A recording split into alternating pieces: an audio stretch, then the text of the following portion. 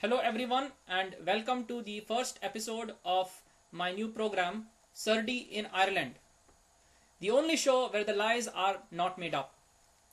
I have decided to make this program to send to my family in my home village in the north south of India of Bubiana. Hello Mrs. Surdy, if you are seeing this, finally the village of Bubiana has gotten their first computer PC with internet connection. This is fantastic since the village still does not have a proper source of clean water, but as we all know, in the modern technological India, fast internet connection is far more important than clean water, because that is the only way we can actually steal the jobs from third world European countries like Ireland. Now, I have only been here in this country for 3 months. Yes, I know you find this very difficult to believe considering my amazing Irish accent. 2 weeks ago, when I took the PC to deliver to my village of Bubiana, everyone back home was surprised by the change in my accent. They told me, Surdy, you don't sound Indian at all. You sound as if you are from Korak. I want to be humble, but it is true. I have an amazing Irish accent. Recently, I have learned a new Irish word that I like to use, especially when I'm back home in my home village of Bubiana, turd. And with that, I think my accent learning is complete. But if you feel you have more tips for me watching this show, then I'll be looking forward to your feedback. As some of you might have guessed, I am actually in Ireland, sent here on a special program from the Indian government. And I have been sent here to study third world countries in Europe. And the way that women in this country are allowed to speak their minds without having to get permission from a male relative proves to me what a third world and backward country this really is. But today I am not talking about the destruction of society because of this so-called women's liberation. Today I am talking about the latest hot topic, that is the economy. It is especially interesting that there is going to be this hot topic being discussed all over the world today, especially in the debate of the presidential elections in United States of America between the Democratic representative Johan McCain and the Republican representative by Barack Obama.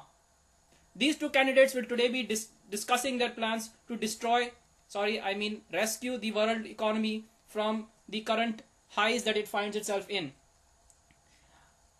I feel that they have much to learn from Surdy. As some of you might already know, back home in my home village of Bubiana, I have been a revolutionary economist.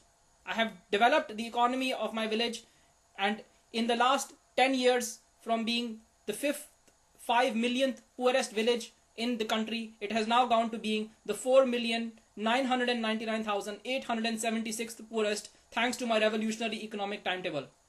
And that is why, being here in Ireland and feeling sorry for all of you people who do not have the benefits of this spectacular Bubiana education, I am going to try and help you to improve your living conditions.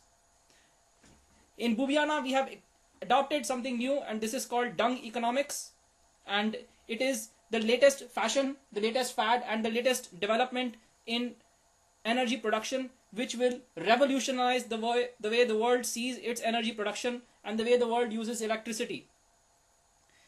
We should forget about clean coal. There is no such thing. We should forget about natural gas.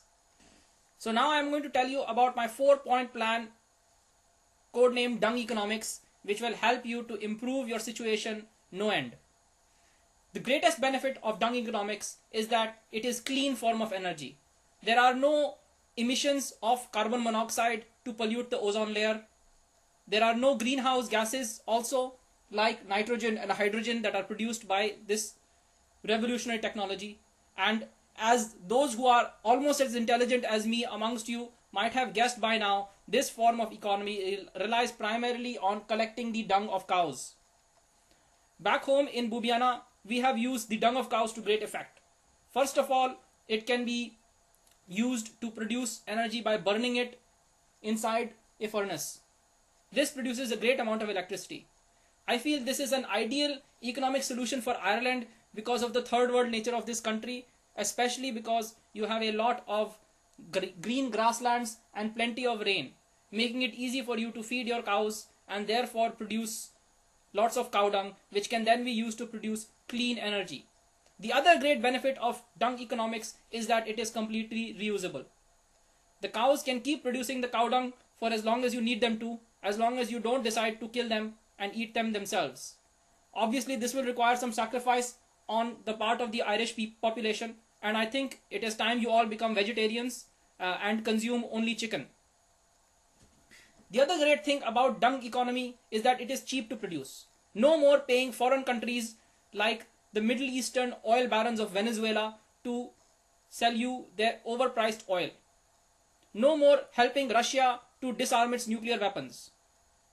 This way, we can break our dependence on the foreign oil, just like the American Republican nominee by Barack Obama has been telling us we should be doing. That is 3 out of my 4 points. The last benefit of this great dung economy is that it will have a massive effect on job creation right here in Dublin and in the rest of Ireland, in this third world European country. No longer will you be sending your jobs overseas to other countries that are producing energy for you, since you will be able to have your own energy production in a clean, reusable, cheap to produce format. I have already sent my suggestions to both the Democratic and Republican candidates of the American election, but I will also be sending them to Brian Coward, and I strongly urge you to support this dung economy to bring your country out of this depression that it is in. Please visit my new website promoting dung economy on dungeconomics.ie, and you will find it very useful, and you will be able to soon lift yourself out of this cow dung heap that you find yourself in. Thank you very much for watching this first and probably last episode of Sir D in Ireland. This is Sir D.